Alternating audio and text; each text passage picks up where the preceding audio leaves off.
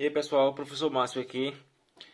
Hoje a gente vai falar sobre a eletrosfera e a distribuição aí eletrônica, né? A gente já viu nas aulas anteriores aí o que era o átomo, né? A gente falou um pouco a respeito do átomo, principalmente sobre o núcleo, né? Que está lá, que é composto ali pelos prótons, né? Pelo nêutron, né? A gente sabe que o núcleo vai ser a parte mais densa, né? Que vai ter mais massa ali. Enquanto que a eletrosfera, né, vai ser o quê? Vai ser a região mais externa aí do átomo, né, onde ficam localizados os elétrons. Ou seja, a eletrosfera vai estar ao redor do núcleo, ok? E esses elétrons aí vão estar orbitando o núcleo, certo? Quem propôs a existência da eletrosfera foi o Ernest Rutherford aí, né? Rutherford, né? Ele propôs lá em 1911, né? Logo quando ele estava estudando a respeito da composição da matéria, né? Antes dele ter proposto a eletrosfera, a gente viu lá nos modelos atômicos, né? Que o modelo atômico aceito no momento era do Thomson, né? Que era aquele modelo lá de pudim de passas, né? Ele sugeriu que existisse a eletrosfera, né? Onde orbitavam ali os elétrons, né? Algo mais ou menos próximo desse modelo que a gente tem aqui no meio, certo? Foi o que ele propôs aí, que era um modelo orbitar, né? Os elétrons iam estar orbitando ali o núcleo. Hoje a gente sabe que o átomo, né? A eletrosfera, ela é mais parecida com algo é, desse tipo aqui, como está nessa outra imagem aqui, certo? A gente vai ter uma nuvem eletrônica ali ao redor do núcleo, mas para a fim de didáticos, né? Para facilitar o entendimento de vocês, a gente vai considerar o átomo como sendo esse modelo aqui central, certo?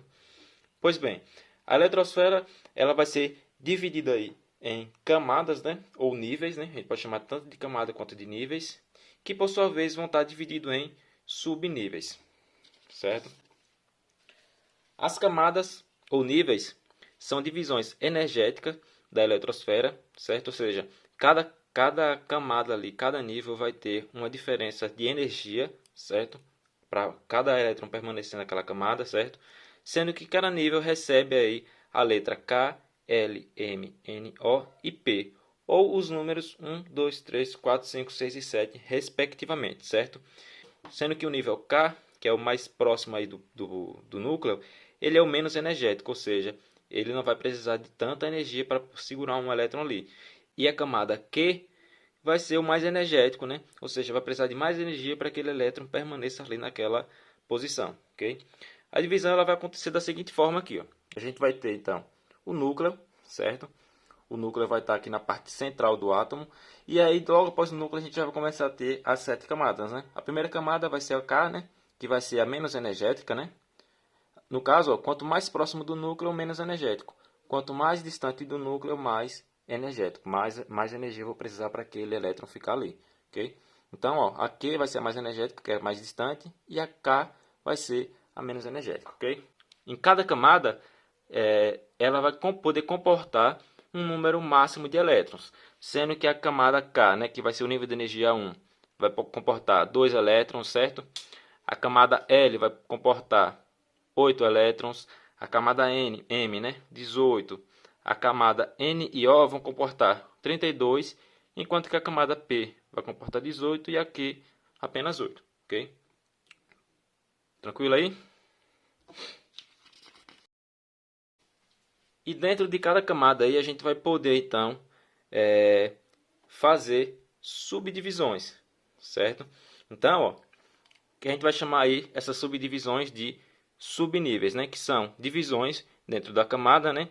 E cada subnível vai receber as letras S, P, D e F, ou seja, a gente vai ter 4 subníveis, né? Sendo o subnível S o menos energético e o F o mais energético. A mesma coisa lá da camada. Para um elétron ficar no subnível S, a gente vai precisar de menos energia do que um elétron para ficar no subnível F aí, certo? Assim como as camadas, né, cada subnível aí vai comportar um número máximo de elétrons, ou seja, o subnível S vai comportar apenas 2 elétrons, o subnível P vai comportar 6 elétrons no máximo, né? O subnível D 10 e o F 14 aí, certo? Esse aqui é o número máximo que cada subnível vai conseguir comportar aí de elétrons. Juntando essas informações aí a respeito dos níveis e dos subníveis eletrônicos, a gente pode determinar como os elétrons eles vão estar distribuídos na eletrosfera. Ou seja, os elétrons eles não vão estar na eletrosfera de qualquer maneira. Eles vão ser distribuídos de qualquer maneira, de maneira aleatória, certo? Cada elétron vai ocupar uma camada específica, ele vai ficar ali até que ele sofra alguma modificação, receber energia para que ele possa sair daquela camada, certo? Modificar a posição dele dentro da camada ou dentro do subnível, certo? Então, ó, no nível 1, que é a mesma coisa que a camada K, né? A gente vai ter 2 elétrons, certo? Como eu falei lá inicialmente. Então, se ali só cabe 2 elétrons, a gente vai ter apenas um subnível, que vai ser o subnível S2, porque o S também ele só vai suportar o quê? 2 elétrons, ok? Na segunda camada, ou no nível 2, né, que é a camada L, a gente vai ter então um número máximo de 8 elétrons, ok? Então a gente vai ter o quê? A gente vai ter um subnível S2, certo? Porque o S aqui embaixo ó, é o nome do subnível, certo? E o 2 que está aqui em cima vai ser a quantidade de elétrons que tem naquele subnível, certo? Então a gente viu anteriormente que o S tem 2 elétrons, né? E o P ele vai ter 6. Então a gente vai ter o quê? 2 subníveis dentro dessa camada aqui, que é a camada L, ok? A camada M, 18 elétrons. Então a gente vai poder juntar esses dois subníveis aqui, ó, certo? 3S2, 3P6 e o subnível 3D10. Se a gente for somar, ó, 2 mais 6, 8, né? Com mais 10, 18, que é o total aqui de elétrons, certo? E assim vai até a última camada, ok?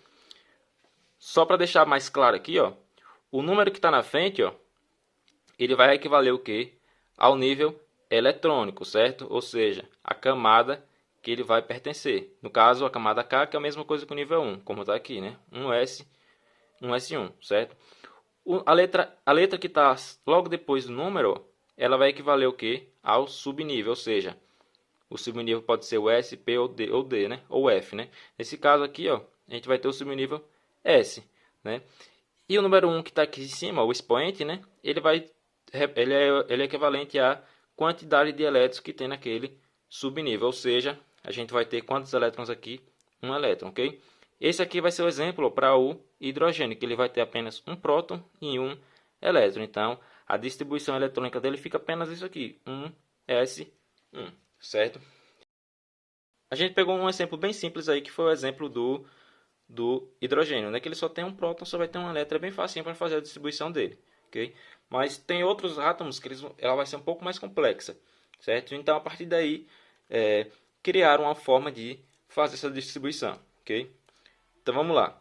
A distribuição eletrônica, ela acontece da seguinte maneira. A eletrosfera, ela é construída com a adição dos elétrons, ok? Ou seja, os elétrons eles vão ser adicionados dentro da eletrosfera ali.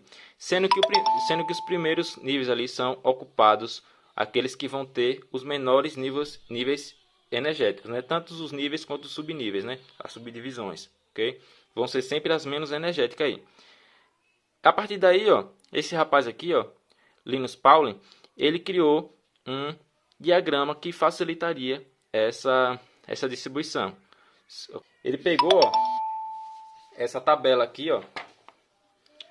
Ele pegou essa tabela aqui, ó, e encontrou uma maneira de fazer a distribuição eletrônica, ou seja, ele fez de maneira que fosse diagonal, certo?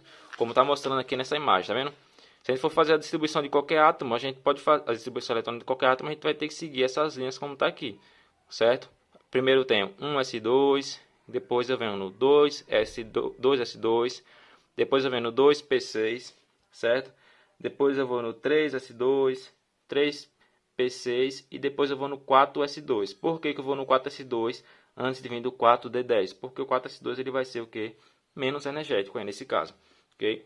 Enfim, a gente vai seguir todas essas linhas aqui, ó, para conseguir fazer a distribuição eletrônica dos elétrons para qualquer átomo que a gente pensar aí, ok?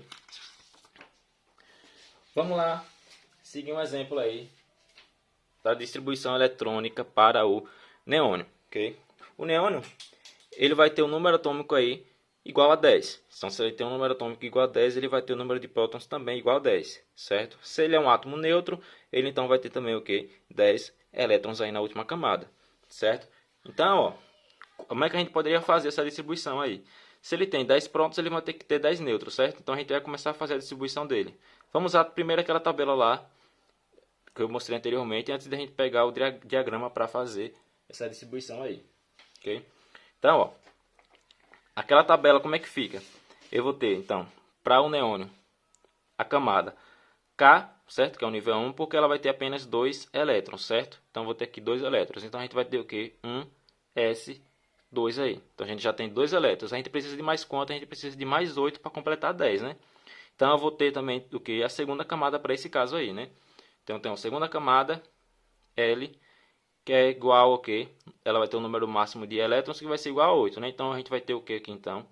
2s2, né? Que é o primeiro subnível da camada 2. E o segundo subnível da camada 2, ó, da camada L, mesma coisa, né? Nível 2. A gente vai ter, então, 2p6, certo? A distribuição, ela tem que ser na diagonal. Então, a gente vai fazer como? Com essa seta aqui, certo? Vai seguir primeiro a seta para cá. Então, a gente vai ter o quê? 1s2. Tranquilo? A gente vai seguir, então, depois a segunda linha aqui também. Então, a gente vai ter o que agora? 2s2, certo? E a terceira linha, que a gente vai ter que seguir aqui, né? Aqui embaixo era para ter o que? 3s2 aqui embaixo, né? Só que no caso, ó, por que eu não vou precisar do 3s2 aqui embaixo? Porque eu já tenho, com 2p6 eu tenho 10 elétrons, certo? Então a gente vai acabar aqui, ok? Que vai ser no que? 2p6. Se eu somar aqui o número de elétrons que tem aqui em cima, ó, a gente vai ter um número que vai ser igual a 10, ok?